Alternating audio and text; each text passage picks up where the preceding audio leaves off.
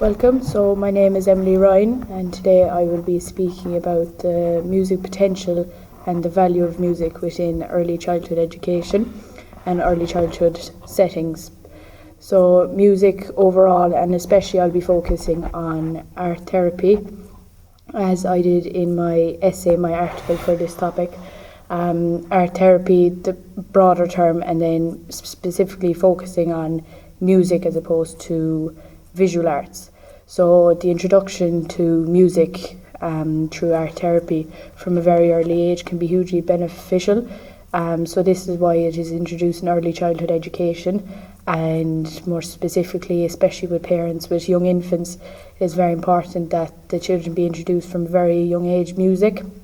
It can highly develop their fine and gross motor skills. So for instance, a child may respond to a piece of music as a toddler or as an infant by moving their body slightly. They might start wiggling their fingers, and this all helps to begin that development process for the children to develop their fine and gross motor skills to their full potential. It engages the synapses within the brain. Art therapy does and music does.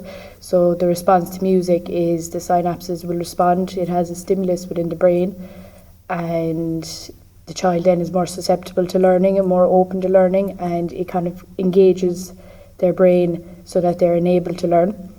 At the early childhood education stage, it is a form of regulating behaviour, both for the teacher and for the child to regulate their own behaviour. So the teacher, if a class is maybe out of hand or getting very stressful or worked up, it is simply putting on a calm piece of music that will help regulate their behaviour and bring them back into that classroom setting and calm their behaviour. But also for the child, they know that if they're getting maybe worked up over something, it is bothering them, that they can simply hum their favourite song in their head, or they can ask if it is loud in the classroom, could they listen to the song, and that then will calm themselves down and get them more enabled to learn and more willing to learn as they are once again engaged with what is going on in the classroom. Music is a form of social development, especially in the likes of group settings in your early childhood. So you can have group responses to music, group participation in music, group performance of music. In this way, the children are getting to know their peers more and more, and they're seeing other opinions, and maybe what they see as right, some other person might see as wrong, and that way they're debating and opening up that discussion, which leads on to language development. So music is a great way to develop language. So from an early age, an infant will begin to babble and coo in response to another person talking to them. So for example, their caregivers, their parents.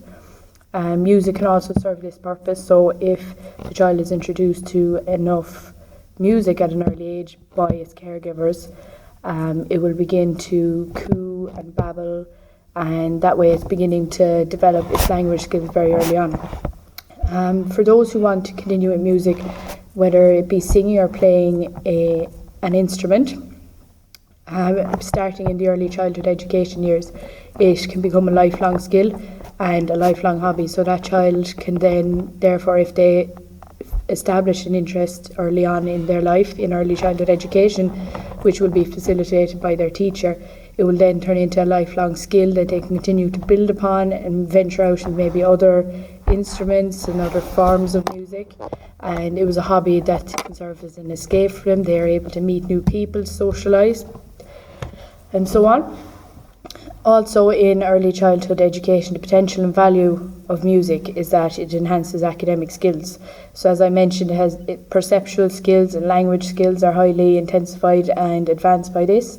Their literacy skills, so the way in which they will be able to speak, as for example with singing, you're controlling your breathing and how you speak and how you enunciate, and this will in turn help their literacy skills when it comes to the likes of English lessons or their language lessons. It can help their numeracy, their intellectual development, as said, as the synapses are opening and they're engaged and responding. So therefore their brain is more susceptible to learning and more readily available to learning. And finally, it enhances their creativity. So the child becomes more creative, it is an open response. There's no right or wrong, which is vitally important in early childhood education, because if there is no right and wrong for the children, they feel more of a want to be involved in the lesson and continue with the likes of art therapy and the potential it has, the potential and value music has for them, and they will continue to lead that on throughout their education. Whereas in a more academic subject, you have the right answer and the wrong answer, and sometimes children can become upset and withdrawn from that topic. But now with music, it produces this creativity where the children can interpret a piece of music however they like, they can create music however they like, they can sing it however they like, and it can still be right and it can still be accurate for what they want.